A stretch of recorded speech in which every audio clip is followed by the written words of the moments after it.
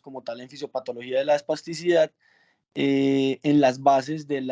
pues, iniciales de por qué se genera la espasticidad, y ya en la próxima sesión desarrollaremos la lesión de los ganglios basales y cómo su comportamiento pues, es diferente a la espasticidad como tal. A manera de introducción, básicamente tener en cuenta... ¿Están grabando? Sí, profe. Sí, Daniel ya está grabando, sino que cuando usted abre el micrófono se da eco hoy mismo, no sé por qué. Listo. Bueno, entonces a manera de introducción, básicamente la espasticidad es un problema importante en los pacientes con lesiones, con lesión motora superior cerebral o con lesiones en médula espinal, y básicamente es importante resaltar que puede manifestarse con manifestaciones negativas o positivas. Esto dependiendo del sitio donde se genere la lesión. Sin embargo, independiente del sitio, van a haber manifestaciones tanto positivas como negativas que van a variar y van a generar un cuadro típico. En cuanto a estas manifestaciones negativas y positivas, van a estar dadas por principalmente negativas, una debilidad o pérdida de la potencia muscular, va a haber disminución del control motor fino, déficits sensitivos en algunos casos, y ya en casos más, de acuerdo pues como vamos a ver al tipo de lesión, pérdida del lenguaje,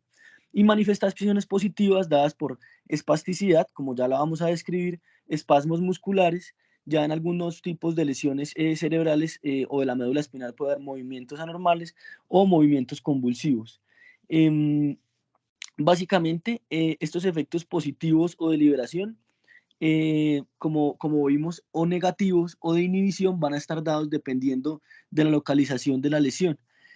Por ejemplo, ellos decían o hacían mención a que una lesión en la médula espinal cervical podría producir efectos negativos como debilidad, pérdida del control de motor fino, pero asimismo, de forma positiva, va a tener o podría presentar un aumento del tono muscular dado por espasticidad en las cuatro extremidades, frecuentemente asociado con espasmos musculares o cuadros convulsivos, mientras que lesiones focales en el hemisferio cerebral izquierdo, por ejemplo, podría causar debilidad muscular en la cara, en el brazo y en la pierna derechos, con pérdida o compromiso del lenguaje como características negativas. Sin embargo, la debilidad del brazo y la pierna derecha se podía asociar con espasticidad como característica o como manifestación positiva. En estos casos puede haber, o más bien no presentan espasmos musculares, pero sí se caracterizan por presentar convulsiones motoras focales en el lado derecho. Esto, digamos, a manera de reflejo de cómo estas manifestaciones negativas o positivas se presentan de acuerdo a la localización específica de la lesión. En cuanto a la espasticidad como tal, la definición de Lance de 1980 hace referencia a que es un trastorno motor caracterizado por un incremento en los reflejos tónicos de estiramiento dependiente de velocidad, con espasmos tendinosos exagerados, resultando en la hiperexcitabilidad del reflejo de estiramiento. Esto como un componente del síndrome o de la lesión de la motoneurona superior. Pero básicamente, para, digamos, entender un poco más la espasticidad, se trata de una característica clínica en la que hay una elevación del tono muscular dependiente de la velocidad del movimiento. Esto hace referencia a que la resistencia va a ser mayor en cuanto a un movimiento o una velocidad de movimiento mayor más bien. Entonces, esta digamos, una definición que va un poco más puntual en las bibliografías era una elevación del tono muscular reflejado en un incremento en la resistencia al movimiento pasivo durante o dependiente de la velocidad con la que se realizaba este movimiento. Básicamente es importante tener en cuenta que el examinador, al evaluar la espasticidad del paciente, dependiendo de la velocidad de movimiento, experimenta una sensación de disparo de navaja. Ellos hacen referencia a que es como el clic de las navajas retráctiles, y es que a una mayor velocidad del movimiento va a haber mayor resistencia a esta movilidad pasiva del paciente. Y hay presencia de reflejos tendinosos rápidos, hay presencia de clonus, y esto pues teniendo en cuenta que en un individuo sano en reposo el tono muscular de fondo ellos dicen que es eléctricamente silencioso. Sin embargo, en pacientes con motoneurona superior comprometida y con espasticidad, el tono muscular de fondo es eléctricamente activo, excesivo, y se habla en este caso de espasticidad. En algunos textos hacen referencia a que si bien la espasticidad podría considerarse como una compensación a las manifestaciones negativas por debilidad, el aumento del tono muscular que produce puede interferir con un patrón de movimiento cuando se ejecuta algún patrón específico o durante la marcha que requiere diferentes patrones seriados en el movimiento. Eh, y adicional a esto, se ha evidenciado que el aumento de este tono muscular por un reflejo exagerado de estiramiento lleva a cambios estructurales dentro de las células musculares que llevan con el tiempo a una rigidez muscular intrínseca, como está citado en la bibliografía. Básicamente, como ya sabemos, en el niño en crecimiento va a haber y pues se ha asociado esta espasticidad a deformidades múltiples, contracturas musculares y luxaciones articulares. Sin embargo, es importante entender si el daño cerebral o el daño en el sistema nervioso o cualquier daño en el sistema nervioso produce espasticidad o hay un sitio específico de lesión en donde se produce esta espasticidad, y esto es lo que nos corresponde evaluar el día de hoy. Entonces, en cuanto al sistema nervioso central y el movimiento, digamos que hay 5 estructuras implicadas en cómo se desarrolla este movimiento y cómo se comporta, y son básicamente los sistemas piramidal y extrapiramidal, el cuerpo estriado, el cerebelo, los núcleos motores del tronco encefálico y la médula espinal. Con esto en mente, entonces, empezando con el sistema piramidal o el tracto córtico-espinal, como se menciona, básicamente para comenzar, describir que el movimiento se genera con un pensamiento inicial en un área remota de la corteza cerebral. Posterior a esto, se involucran en áreas motoras suplementarias y otros centros de control corticales, y se emite una orden desde la corteza, de la corteza motora, perdón, a través de las motoneuronas superiores, que son tanto piramidales, en este caso como estamos hablando de la vía piramidal, como extrapiramidales, para iniciar la contractura muscular adecuada y lograr el objetivo del movimiento o un patrón específico de movimiento deseado. Este tracto corticoespinal piramidal, como vemos en la imagen, tanto en el plano coronal como sagital, muestran un curso ininterrumpido del tracto hacia la motoneurona inferior. Entonces, como van hacia las fibras del tracto piramidal, descienden por el hemisferio cerebral por la cápsula interna, entran estas fibras al tronco encefálico, donde se unen como una pirámide, de ahí recibe su nombre de vía piramidal, en la cara anterior del bulbo raquídeo. A nivel de esta pirámide, la mayoría de las fibras se decusan y cruzan hacia el lado opuesto. Sin embargo, hay algunas fibras piramidales que continúan por esta misma vía, por la médula espinal, y esto se denomina el tracto córtico-espinal lateral cruzado o tracto córtico-espinal, tracto córtico-espinal anterior o no cruzado. Estas fibras, digamos, tienen un diámetro mucho menor, y más adelante vamos a ver a qué corresponden y qué labor desempeñan. Desde ahí, los centros de control motor corticales emiten entonces una orden a las neuronas motoras en la médula espinal a través de estos tractos piramidales, y esta orden llega a los músculos efectores, que van a producir la secuencia apropiada de contracciones para determinar o para realizar determinado movimiento. Básicamente, con el tiempo, se consideró en mucho tiempo que la espasticidad que se observaba en un paciente con parálisis cerebral o con apoplejía a menudo se ocurría por lesiones en la vía piramidal y en este tracto córtico-espinal, y que la lesión específica del tracto córtico-espinal siempre desarrollaba espasticidad. Sin embargo, con el tiempo se ha estudiado y se ha descrito que es uno de los tractos más recientemente evolucionados en el ser humano y altamente especializado, controla principalmente músculos solamente distales de las extremidades, y estaría involucrado con movimientos más puntuales y finos, como escribir, usar unos cubiertos en la comida o hablar.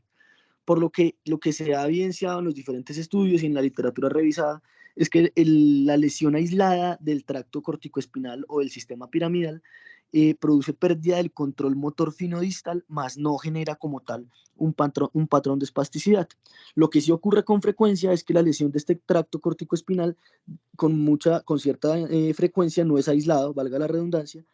sino que ocurre con lesión asociada de otros tractos motores, como los tractos extrapiramidales,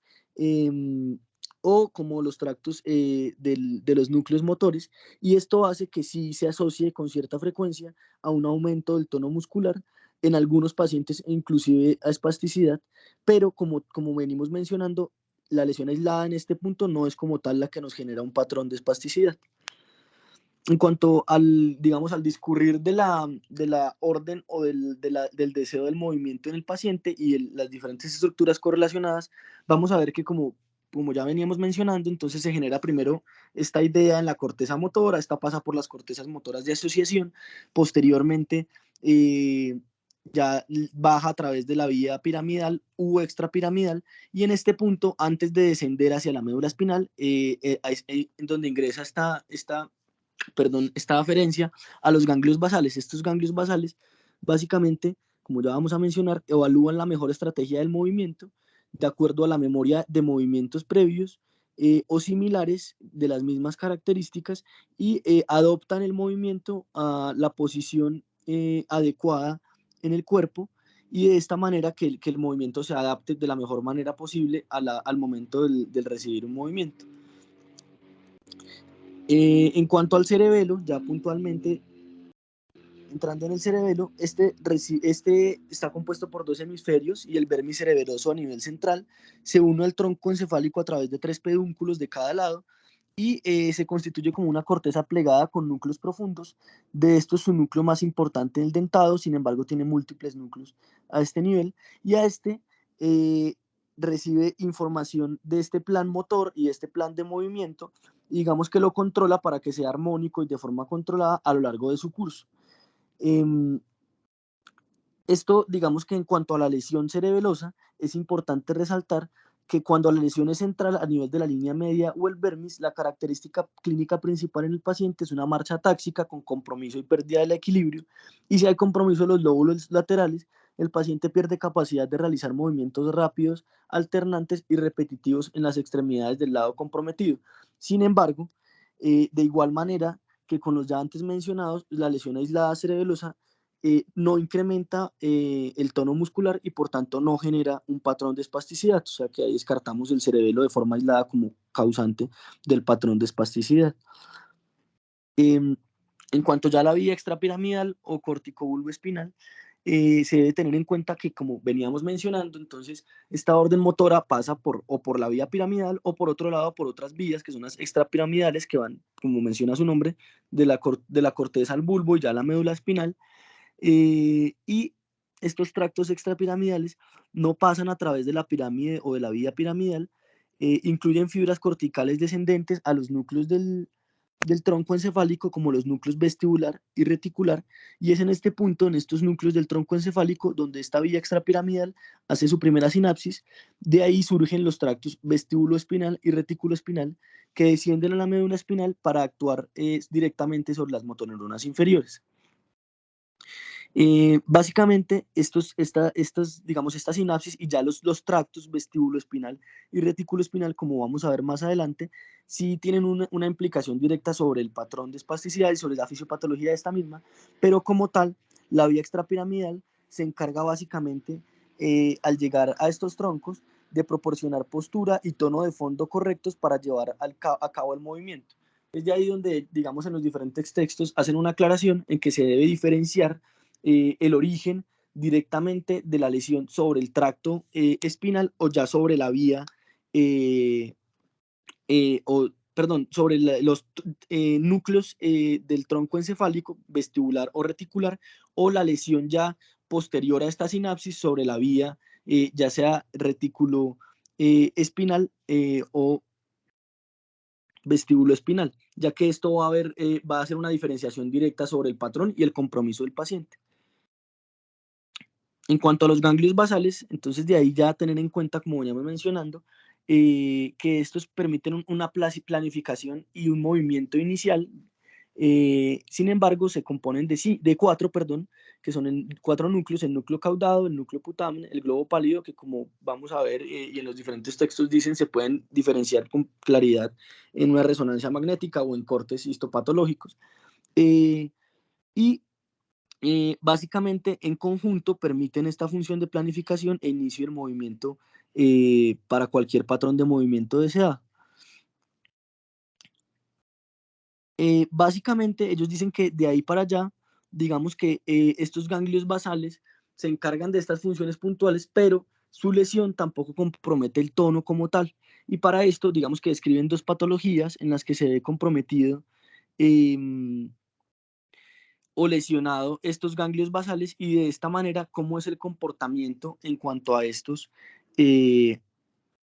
al momento de la lesión cerebral. Entonces, en cuanto al cuerpo estriado de los ganglios basales, por ejemplo, ellos dicen que, como vemos en la imagen de la izquierda, donde están conservados los ganglios basales sanos, tanto los núcleos caudado, putamen, globo pálido, que son evidentes en el cerebro medio, si se genera una lesión, puede ser, digamos, o están descritas dos patologías principales, entonces puede ser o la enfermedad de Huntington o la enfermedad de Parkinson. Entonces, básicamente la enfermedad de Huntington, una patología de patrón autosómico dominante como transmisión genética, y en donde el compromiso principal es la atrofia de los núcleos caudados y el putamen, como vemos aquí en la imagen superior de la derecha. El rasgo clínico de estos pacientes es un trastorno de movimiento que involucra movimientos, ellos dicen coreoatetiformes, pero básicamente una corea que no tienen un propósito claro, que no son dirigidos, que son involuntarios y espasmódicos, que en principio son casi imperceptibles, pero con el tiempo aumentan en amplitud hasta que el paciente finalmente termina completamente incapacitado. Ellos dicen que lo que creen ocurre de alguna manera es que esos patrones de movimiento almacenados en los núcleos del cuerpo estriado, puntualmente en caudado y putamen, se liberan de manera se liberan de manera inapropiada hasta que pierden el control voluntario, estos de la mano con la lesión progresiva de estos núcleos. Sin embargo, en cuanto al tono muscular, que puede ser fluctuante, no presenta rasgos clínicos característicos de espasticidad. Por otro lado, con la enfermedad de Parkinson, en donde hay compromiso como tal de los núcleos de la sustancia negra y en el mesencéfalo, los pacientes afectados experimentan temblores en reposo, tienen dificultad de limitación, como vemos, para iniciar el movimiento, ya que estos núcleos se encargan de esta planeación para el inicio de movimiento, presentan rostro inexpresivo, hay pasos cortos y digamos como ya con el tiempo y compromiso avanzado marcha magnética. El tono muscular en las extremidades se escribe como rígido y esta rigidez con cierta frecuencia suele confundirse con espasticidad. Sin embargo, hay que tener muy presente que no es lo mismo que la espasticidad. La rigidez como tal es un incremento del tono, pero no tiene esta característica que ya hemos descrito puntualmente en la espasticidad, que es como una liberación de un salto de navaja o una navaja retráctil. Básicamente, en la rigidez, cuando se mueve la extremidad contra la resistencia de esta rigidez, se encuentra la resistencia, que siempre es la misma sobre todo el rango de movimiento, no depende de la velocidad del movimiento, y hacen referencia a que se percibe como la sensación de doblar un tubo de plomo, pero no es dependiente del uso muscular y por lo tanto no se alivia tampoco liberando las aferencias al uso muscular excitador en las raíces posteriores, como si es uno de los tratamientos para la espasticidad. Eh, ya digamos que puntualizando en este caso, como vemos tanto en la lesión ya sea o de núcleos caudado y putamen con la enfermedad de Huntington o de la sustancia negra, en cuanto a la enfermedad de Parkinson, este tipo de lesiones tampoco generan un tono muscular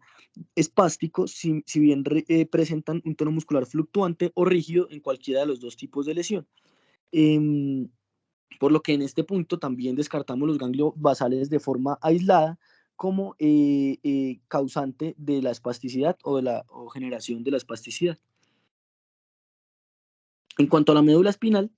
tener muy presente, pues, digamos, los diferentes niveles que tiene unas raíces cervicales, torácicas, lumbares, sacras y un nervio coxigio, 8 cervicales, 12 pares torácicos, 5 pares lumbares y 5 pares sacros. Y digamos que en términos generales, cuando se habla de la poliomielitis, haciendo referencia a la patología o la mielitis que compromete puntualmente la médula espinal, caracterizada por una destrucción de las células en las astas anteriores de la médula espinal, eh, no hay un compromiso o no hay una lesión que produzca espasticidad como tal, más bien estos pacientes cursan con una parálisis flácida de los músculos afectados que va a conducir o generar un marcado desgaste. Sin embargo, la lesión de la médula espinal sí puede producir espasticidad. Sin embargo, de tener muy presente que la causa de esta espasticidad es por la pérdida de la conexión entre las motoneuronas inferiores con los centros de control cerebrales superiores, por lo que este tipo de espasticidad es la más incapacitante, dolorosa e intratable, ya que no tiene ningún tipo de, pues, de tratamiento directo al haber una desconexión completa de la corteza cerebral con las astas anteriores de la médula espinal. Y pues es, digamos, en términos generales, una espasticidad diferente a la espasticidad con la que cursan los pacientes con lesión y parálisis cerebral y lesiones cerebrales. Ya en cuanto a los núcleos motores del tronco encefálico, Entonces hay varios núcleos descritos anatómicamente. Sin embargo, al respecto que nos compete a nosotros y en cuanto al tono muscular Víctor Manuel. y a los principales, se describen y están descritos los núcleos vestibular y reticular. Estos controlan Juan Víctor. el tono muscular puntualmente en las extremidades inferiores. Y digamos que hay diferenciación en cuanto a los dos, en cuanto al tracto o en cuanto a los núcleos reticular y el vestibular. Entonces, básicamente, aunque hay subdivisiones de estos núcleos y otros centros que también están involucrados en mantener la postura y el tono, como mencionábamos, estos son los dos principales. Y ya en cuanto al tracto reticuloespinal, como está en la descripción de Hook y Rimmer en el 81, este se origina en el núcleo reticular del tronco encefálico, desciende por la médula espinal, donde sus fibras hacen sinapsis ya con las motoneuronas inferiores efectoras que inervan los músculos, y el efecto puntual de este núcleo reticular, y es allí donde mencionaba la relación que tiene con las vías extrapiramidales, es que es el núcleo reticular, y ya una vez hecha la sinapsis con la vía extrapiramidal, el tracto, reticuloespinal, quien se encarga de inhibir el tono muscular. Por lo que este adicionalmente tiene conexiones con la corteza cerebral a través de unas de fibras que en este caso excitan al núcleo, lo activan aumentando su influencia inhibidora sobre las motoneuronas de la médula espinal. Esto hace referencia a que este núcleo como tal recibe control directo de la corteza cerebral, un control que entre más influencia de la corteza cerebral es más inhibitorio para que los movimientos sean controlados, pero cuando hay una lesión de este núcleo reticular o del tracto reticuloespinal, se pierde esta influencia inhibidora y hay un incremento del tono muscular, dando como resultado lo que nosotros mencionamos en este caso, espasticidad. Entonces, en este punto es donde mencionamos que la estructura principalmente relacionada con el patrón espástico y con la espasticidad son los núcleos motores del tronco encefálico, puntualmente, como ya vamos a mencionar, el núcleo reticular. El núcleo vestibular, ya por otra parte, está conectado a través también del tracto vestíbulo-espinal y excita también las motoneuronas inferiores en la médula espinal. Sin embargo, este tiene una implicación, una actividad directa sobre el apoyo, el equilibrio y los movimientos antigravitacionales, por lo que este también actúa provocando la contractura de los músculos antigravitacionales o extensores de las extremidades inferiores. Por otra parte, las conexiones, perdón, o sí, el control directo de las conexiones corticales con este núcleo vestibular también inhiben su actividad y reducen así, perdón, la actividad antigravitacional o extensora de los miembros inferiores. Es ahí que, si bien el patrón o la espasticidad se atribuye directamente, el patrón espástico, al núcleo reticular, el núcleo vestibular y su función sobre los músculos antigravitacionales y la lesión a este nivel sí va a producir otras características asociadas a la espasticidad y al patrón espástico en cuanto al patrón de la marcha, al verse comprometido los músculos antigravitacionales.